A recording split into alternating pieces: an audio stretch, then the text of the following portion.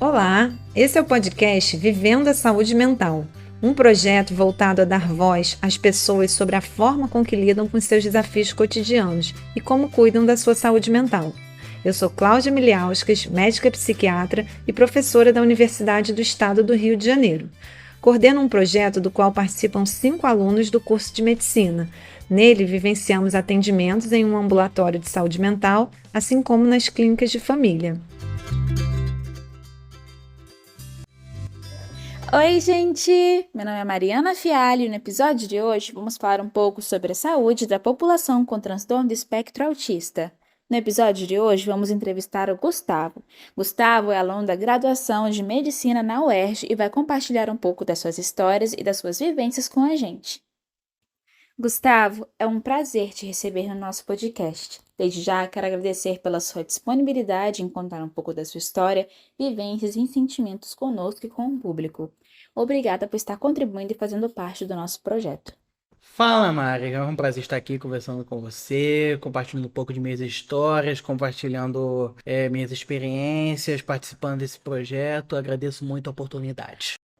Então, Gustavo, para iniciar o nosso bate-papo, eu gostaria de perguntar para você como é que foi o processo de você se entender com uma pessoa dentro do espectro autista? Como é que se deu esse processo? Porque uma coisa é a gente receber o diagnóstico, uma coisa é a gente ouvir que somos autistas pelos nossos pais, pelos nossos familiares. Uhum. Outra coisa é a gente parar e falar: caramba, cara, eu sou autista, entendeu? Eu sou uma pessoa no espectro. Como é que foi para você ter esse esclarecimento?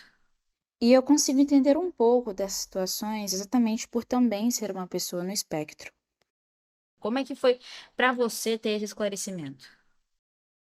Cara, para eu me reconhecer como uma pessoa do espectro autista, absorver, de fato, tornar isso como algo parte de minha identidade, foi um processo bem longo.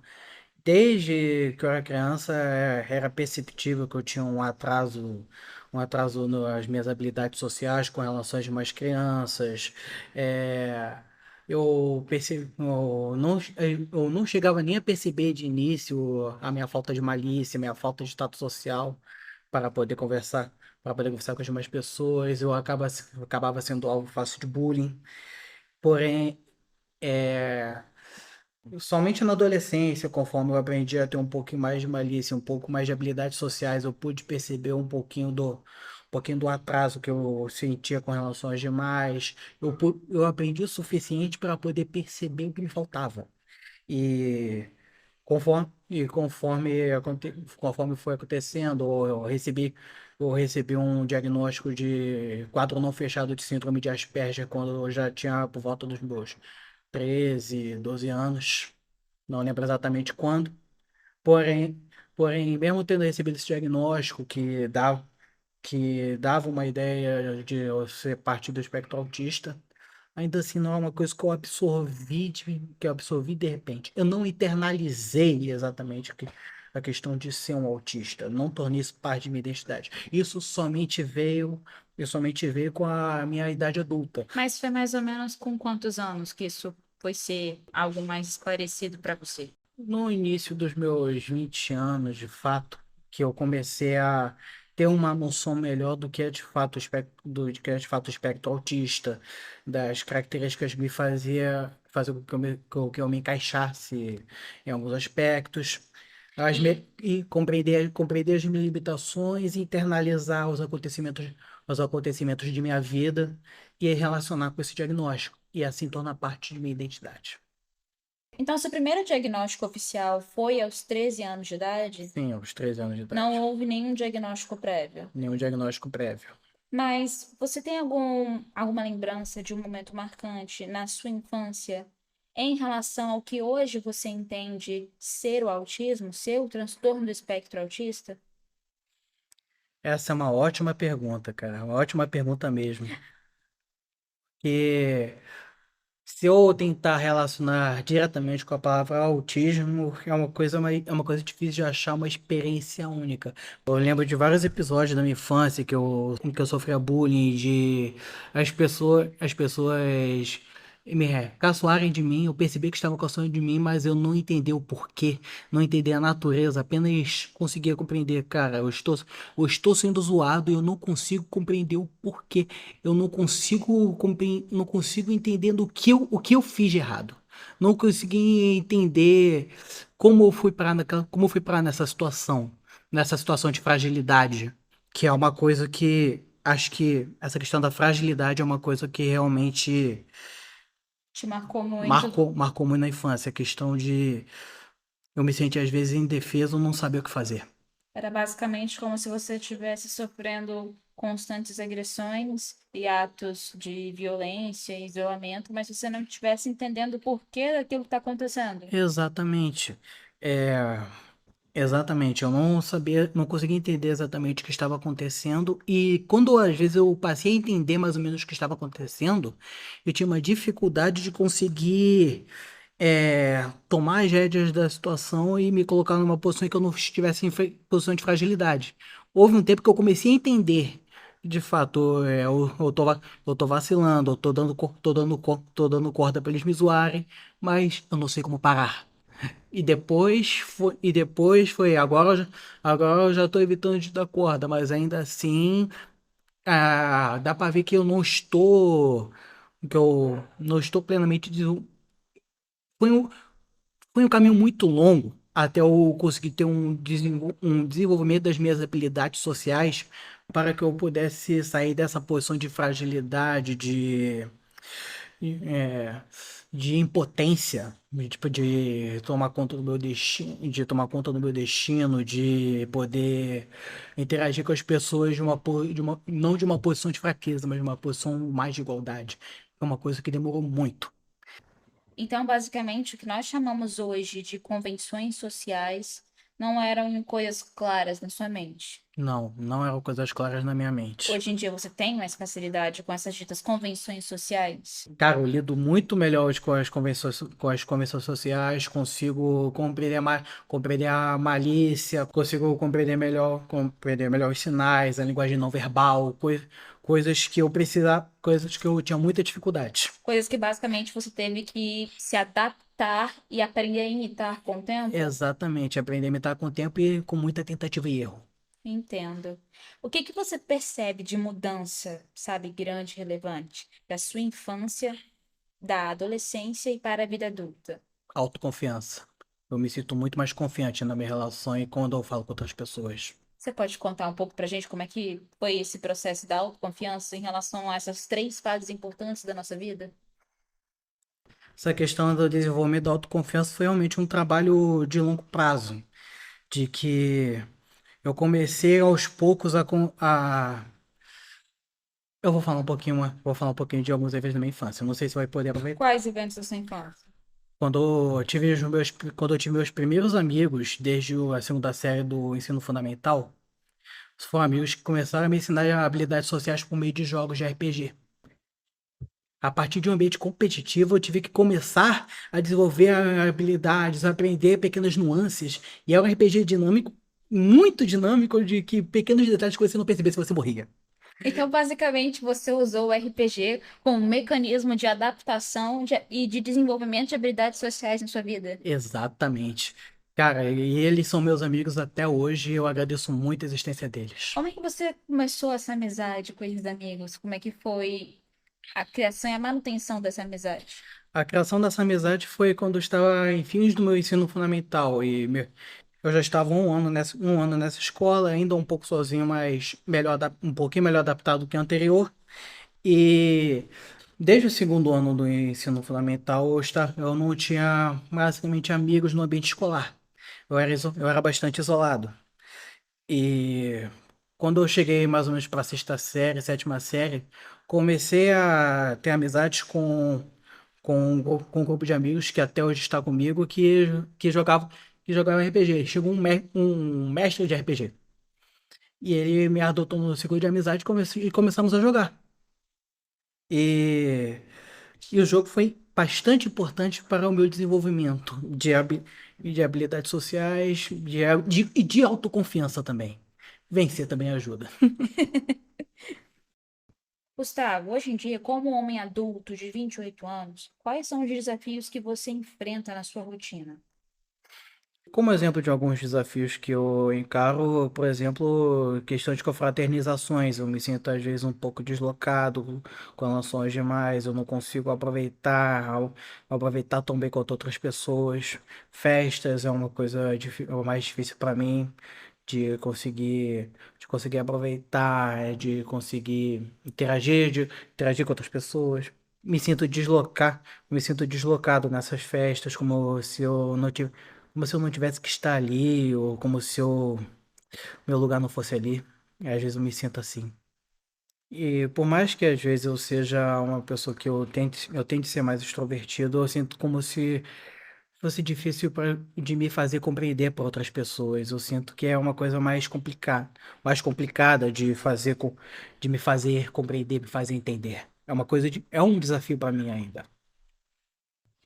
Hoje em dia, você pode dizer que os desafios são os mesmos na sua infância e adolescência para a sua vida adulta, ou que eles mudaram? Esses sentimentos que você tem hoje em dia em relação a festas, confraternização, essa sensação de pertencimento ao local, eles mudaram ou eles ainda eram presentes na sua infância e adolescência? Eles já eram presentes na minha infância, só que acompanhado de outros desafios. Eu tinha muita dificuldade de compreender. Hoje eu tenho menos dificuldade, hoje eu tenho menos dificuldade do que com relação antigamente. Então, da sua infância para a sua vida adulta, o que mais mudou foi a sua capacidade de estar compreendendo um pouco melhor as pessoas ao seu redor. Sim, isso aí eu acho que foi meu principal ponto de crescimento foi isso, minha capacidade de conseguir compreender melhor as pessoas e assim eu poder adotar novas estratégias de ação. Que isso também foi algo que o RPG me enriqueceu. Você poderia contar pra gente um pouco como é que foi a sua vida escolar? Começando, por exemplo, pela educação infantil, ensino fundamental, ação depois pelo ensino médio? Cara, minha vida escolar foi uma coisa bem complicada.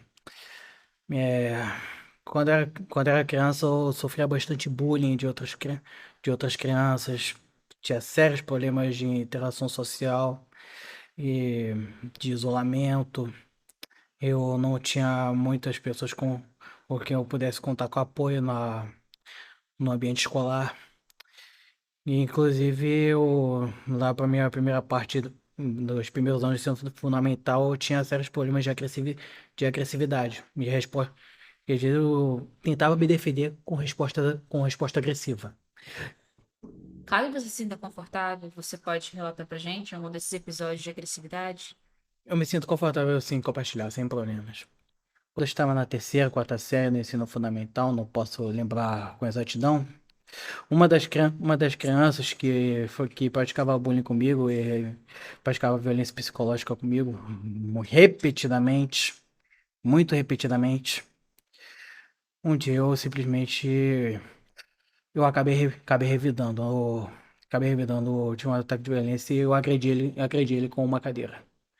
Além desse episódio, onde você teve esse acesso de raiva, teve outros episódios na sua vida? Sim, teve um também quando eu estava no curso de alfabetização no CA. As crianças novamente enchendo meu saco, é, praticando violência psicológica comigo. Eu acabei agredindo uma delas. Soquei a cara dela. Qual era a frequência em que você recebia esses assédios, essa violência verbal, psicológica, todas essas formas de agressão? O tempo todo. O tempo todo. Quase praticamente não se passava um dia que eu não passasse por isso. Sempre tinha, sempre tinha um caso. Sempre. E pior que desde o segundo ano do fundamental, quando eu saí da primeira escola, até o meu sexto ano eu não tive praticamente ninguém, nenhum amigo no ambiente escolar, Nenhuma rede de apoio. nenhuma rede de apoio.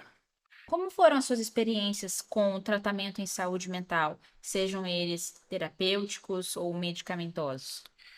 Eu não tenho muita experiência com relação a tratamento medicamentoso. Normalmente eu realizava mais consultas com psicólogos, principalmente. É, não utilizei muitas medicações, embora em uma outra fase da minha vida eu tenha, de fato, recorrido a fármacos. Mas, no geral, foi muito mais as vivências da minha vida que meus tratamentos sempre foram mais focados em psicoterapia. Você compartilhou um pouco com a gente que você chegou a iniciar tratamento medicamentoso. Você pode contar um pouco? De fato, eu tive de utilizar medicação é, por causa de problemas de insônia, de hiperestimulação. Isso estava afetando o meu rendimento escolar, estava afetando a minha vida social. Eu estava com menos energia para fazer as coisas, para fazer minhas atividades. E depois que o meu quadro se estabilizou, não precisei mais utilizar fármacos. Então, no momento, você não utiliza nenhuma terapia medicamentosa, Nenhuma terapia medicamentosa. mas você está em acompanhamento atualmente com um psiquiatra, e com um psicólogo e ou neurologista? Não. Atualmente não estou em acompanhamento. Mudando agora um pouco de assunto, da sua saúde agora para sua vida privada, você pode contar pra gente como é que são atualmente as suas relações sociais? Você já teve relações amorosas? Então, Mari, eu ainda mantenho muitas das minhas amizades de quando eu era do ensino fundamental. Também consegui fazer novos amigos ao longo do tempo. Tenho hoje amigos na universidade. Eu, eu não estou sozinho. Eu consegui estabelecer novas relações humanas. E também eu tive relacionamentos. Claro que eu tive Você relacionamentos. pode contar um pouquinho pra gente sobre isso? Sim, Mara, já tive relações amorosas também, assim como pessoas neurotípicas e neuroatípicas também podem ter. É tudo uma questão de adquirir experiência, de aprendizado. No momento você se encontra em alguma relação amorosa? Não, no momento eu não me encontro em nenhuma relação. Hoje em dia, você sente necessidade de estar em contato com seus amigos, de estar presente, conversando diariamente, de ter contato físico com eles? Sempre. Meus amigos são aquilo que faz eu sentir minha vida mais completa. Me faz eu me sentir pleno enquanto pessoa. Faz com que eu me sinta como se eu pertencesse a algum lugar. Como se eu tivesse um lugar nesse mundo. Sem eles, sem eles eu não sei o que seria. Dou graças a Deus por ter eles na minha vida.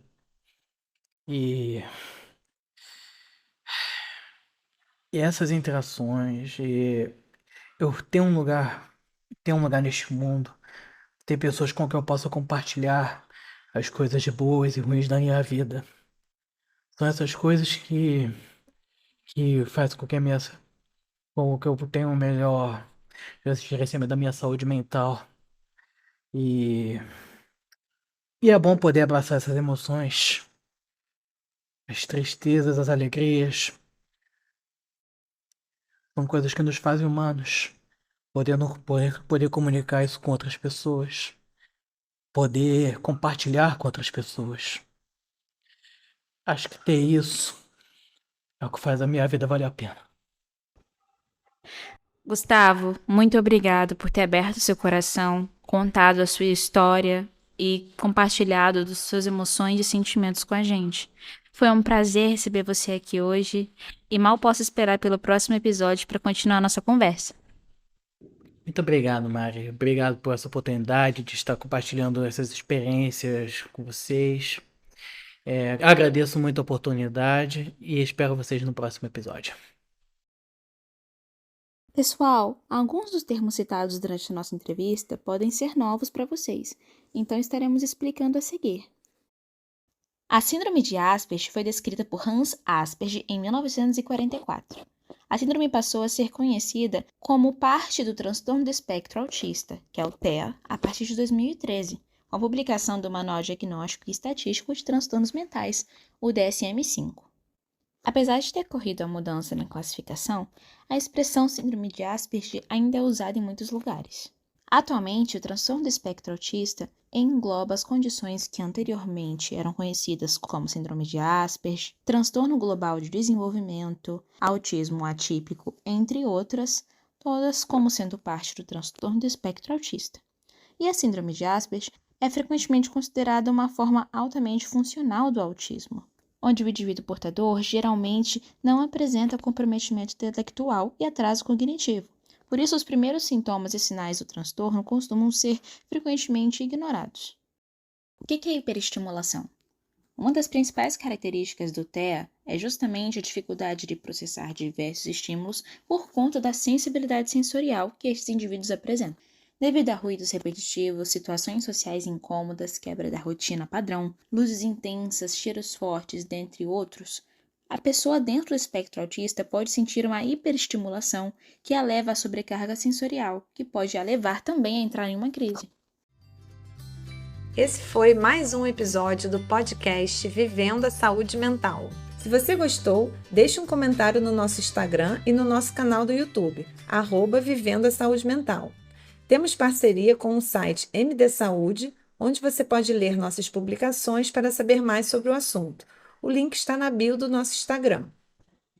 Esse podcast é uma produção de Cláudia Miliauskas, João Gabriel Gouveia, Kelly Soares Correia, Mariana Fialho Araújo da Silva, Maria Luísa Miranda e Tiago Braz, com o apoio de Aline de Oliveira Meireles e Daniela Fazuolo.